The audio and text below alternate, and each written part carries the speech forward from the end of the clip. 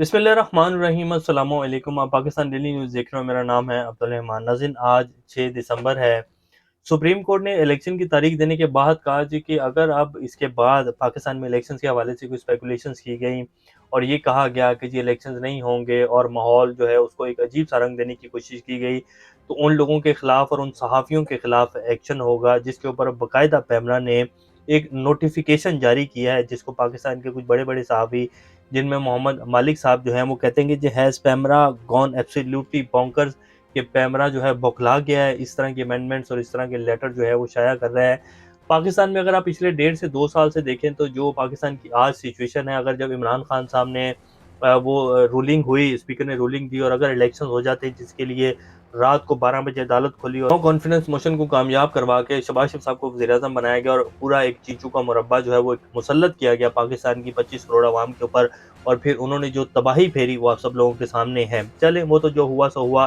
पंजाब और केपी की असम्बलियाँ टूटने के बाद भी अगर इलेक्शन हो जाते, सुप्रीम कोर्ट का फैसला आने के बाद भी इलेक्शन हो जाते, तो ये स्पेकुलेशंस ना होती जो इस टाइम भी हो रही हैं पाकिस्तान के मीडिया के ऊपर कि जी क्या अब भी इलेक्शंस होंगे या नहीं होंगे। फिर हमारी सुप्रीम कोर्ट की तरफ से ये कहा गया कि 14 मई को जो इलेक्शन नहीं हुए वो आइन को तोड़ा गया, आइन को जो है वो बिल्कुल हज़फ कर दिया गया इलेक्शन का फैसला ना मानकर, और फिर 8 फरवरी को इलेक्शन का जो है उन्होंने हुक्म दिया। तो जब ये सब कुछ हुआ है तो फिर मीडिया, जो टॉक शोज़ होते हैं और जो न्यूज़ चैनल्स हैं, वो कैसे इलेक्शन के हवाले से बात नहीं करेंगे। पूरी दुनिया में पाकिस्तान के इलेक्शन के हवाले से बात हो रही है, पूरी दुनिया के मीडिया के ऊपर एक ही बहस चल रही है। अगर पाकिस्तान का जिक्र आता है तो क्या पाकिस्तान में इलेक्शंस होंगे, और दूसरी बात ये होती है कि इस दफ़ा का एस्टेब्लिशमेंट का लाडला जो है वो नवाज शरीफ है, और इमरान खान के ऊपर जो जो कुछ हो रहा है और जो साइफर का सारा मामला हुआ, तो वो सारा मामले को अगर देखा जाए तो अगर ये चीज़ें डिस्कस नहीं होंगी तो फिर और क्या मीडिया के ऊपर डिस्कस होगा। और फिर अगर मीडिया के ऊपर ये पाबंदी लगा दी जाएगी कि जी इलेक्शंस के हवाले से कोई बात ही नहीं करेगा, तो फिर टीवी चैनल्स को बंद कर दें और ये भी कह दें कि जी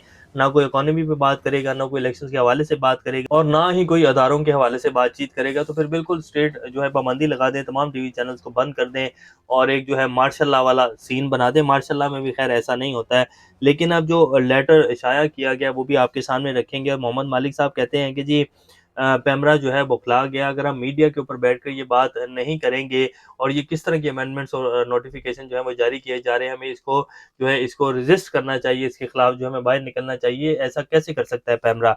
तो ये मोहम्मद मालिक साहब ने कहा। अब जो नोटिफिकेशन जारी किया है वो आपके सामने रखेंगे।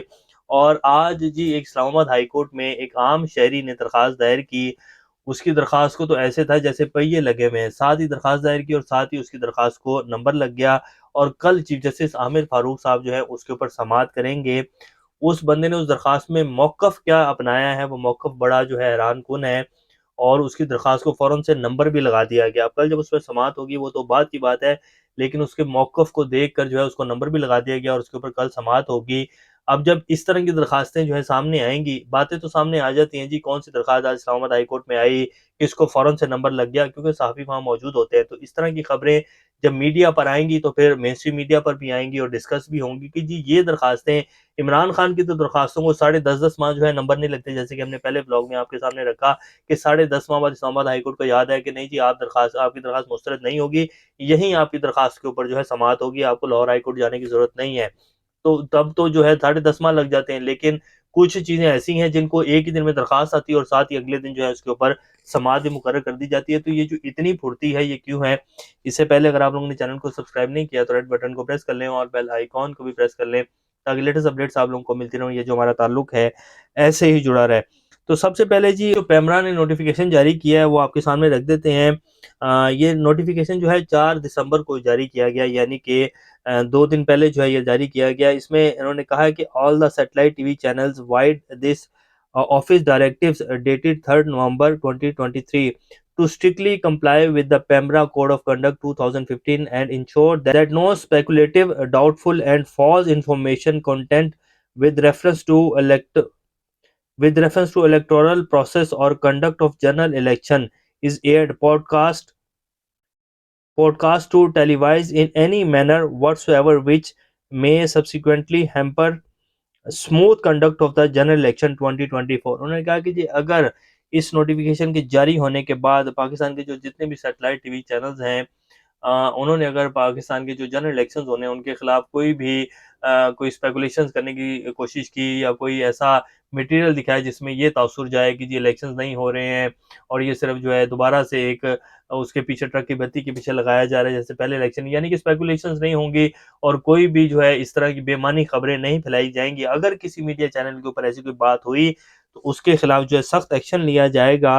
ये 2015 के कोड ऑफ कंडक्ट के तहत, और उसका लाइसेंस जो है वो मनसूख कर दिया जाएगा। ये जी पैमरा ने नोटिफिकेशन जारी किया है जो कि तमाम टीवी चैनल्स को मिल गया है। और उन्होंने साथ ये भी कहा है कि जी हमें इलेक्शन कमीशन की तरफ से 1 दिसंबर को एक कंप्लेन रिसीव हुई है जिसमें इलेक्शन कमीशन ने कहा है कि जी ये इस तरह की जो है स्पेकुलेशंस की जा रही हैं जो कि इलेक्टोरल प्रोसेस को जो है वो एक अजीब सी जो है सूरत-हाल में डाल देंगी, तो आप इससे जो है रोकें टीवी चैनल्स को और सहाफ़ियों को। तो उसके बाद हमने ये लेटर शाया किया है और अब इस लेटर शाया होने के बाद ये आपको लास्ट वार्निंग है। इसके बाद अगर कोई भी ऐसी चीज़ मीडिया चैनल्स पर सामने आई तो उस चैनल को और सहाफ़ी को जो है उसके खिलाफ कार्रवाई की जाएगी, चैनल का लाइसेंस मनसूख कर दिया जाएगा। अब आज की जो खबर है, जो शहरी की तरफ से एक दरख्वास्त दायर की गई है, वो ये है कि असदुल्ला खान साहब ने बाकायदा ये खबर दी है। उन्होंने कहा कि जी आज इस्लामाबाद हाई कोर्ट में एक दरख्वास्त दायर की गई जिसमें ये उस शहरी की तरफ से मौक़िफ़ अपनाया गया, आम शहरी की तरफ से, कि जी इलेक्शन कमीशन को फ़ौरन रोका जाए इलेक्शन का शेड्यूल जारी करने से, और उस दरख्वास्त को नंबर भी लग गया और कल उसके ऊपर समाअत होगी। जब सुप्रीम कोर्ट ये वाज़ेह कह चुका है कि जी 8 फरवरी को इलेक्शंस होंगे, हम इलेक्शंस करवा के दिखाएँगे, इसके ऊपर अब कोई बातचीत नहीं होगी, ना मीडिया में ना कोई दरख्वास्त आएगी और ना ही सुनी जाएगी। तो फिर इस्लामाबाद हाई कोर्ट में इस दरख्वास्त को नंबर कैसे लग गया और इसके ऊपर कल समाअत कैसे होगी जबकि सुप्रीम कोर्ट का फैसला मौजूद है। तो देखते हैं कल इसके ऊपर क्या समाअत होती है और क्या इसके हवाले से बातचीत सामने आती है। वैसे तो सुप्रीम कोर्ट का फैसला मौजूद है, तो जब इस तरह की चीज़ें सामने आएँगी तो फिर मीडिया के ऊपर बातें भी होंगी और सब कुछ होगा। तो ये जी इसके हवाले से है कुछ डिटेल्स। अब आपके सामने एक ट्वीट रखते हैं जी, जो सिरल अल-माइदा ने ट्वीट किया है, और ये सिरल अल-माइदा वो शख्सियत हैं जिन्होंने पाकिस्तान की पाक अफ़वाज और नवाज़ शरीफ साहब और पीएमएलएन से मिलकर और मरीम नवाज़ शरीफ साहब से मिलकर डॉन लीक्स की थी जब नवाज़ शरीफ साहब की हुकूमत थी, और वो पहली स्टोरी इन्होंने ही शेयर की थी पाक अफ़वाज के खिलाफ। वो सारी स्टोरी जो है आप जानते हैं। और उसके बाद पीएमएलएन की तरफ से ये मौक़िफ़ अपनाया गया था कि जी मरीम नवाज़ शरीफ साहब जो हैं वो तो बच्ची हैं, उनसे गलती हो गई, बच्चियों के हवाले से ऐसी बातें नहीं होनी चाहिए, हो जाती हैं ऊँच-नीच। तो ये बहरहाल ख़ैर हुआ था सारी स्टोरी उस टाइम। अब सिरल अल-माइदा साहब ने एक ट्वीट किया है जी, वो कहते हैं कि जी Imran more relaxed inside jail then Asim is outside. वो कहते हैं कि जी Imran more relaxed inside jail then Asim is outside, यानी कि इमरान खान जो है वो काफ़ी रिलैक्स हैं जेल में और आसिम साहब जो हैं वो इतने रिलैक्स्ड नहीं हैं। वो पता नहीं किस आसिम के बारे में बात कर रहे हैं, बहरहाल ख़ैर ये तो उन्हीं से पूछा जा सकता है।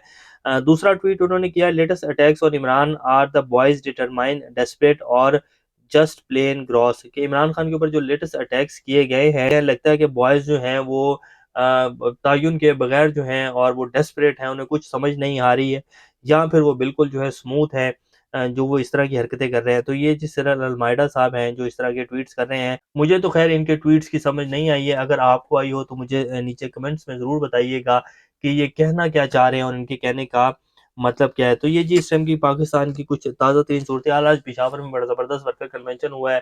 शेर अफ़ज़ल खान मरवत साहब ने किया है और उनकी तकरीर जो थी वो बड़ी शानदार थी। और वो कह रहे हैं कि जी हमें इलेक्शन से कोई अब बाहर नहीं निकाल सकता है। आज वैसे पीटीआई की तरफ से परवेज़ इलाही साहब को सदर मुंतखब कर दिया गया है। तो ये जी उनकी तरफ से डिसीजन लिए जा रहे हैं। पीटीआई की स्ट्रैटेजी बहुत ज़बरदस्त चल रही है। इमरान खान साहब जो हैं वो जेल में बैठकर भी जो है बड़े रिलैक्स्ड हैं और बहुत भारी चल रहे हैं इस टाइम, वो सँभाले नहीं जा रहे हैं। पहले एक प्लान ये था कि इमरान खान को और उनकी जमात को इलेक्शन से बाहर करना है और वो इलेक्शन कमीशन को टास्क दिया गया था, लेकिन इंटर पार्टी इलेक्शन का उन्होंने बहाना भी लगाया और कहा कि जी 20 दिन के अंदर जो है रिज़ल्ट जमा करवाएँ, लेकिन उन्होंने हफ्ते के अंदर-अंदर जो है चेयरमैन भी मुंतखब करके जो है साइड पे कर दिया। तो सारे का सारा वो जो प्लान था वो ठुस हो गया। तो उनकी जो स्ट्रैटेजी है पीटीआई की और इमरान खान की बड़ी शानदार है और पूरे निज़ाम जो उनके एंटी है उसको समझ नहीं आ रही कि अब करना क्या है। तो ये अभी की सूरत-ए-हाल है। अभी तक के लिए इतना ही। अपना और संग का ख्याल रखिएगा। अल्लाह हाफ़िज़।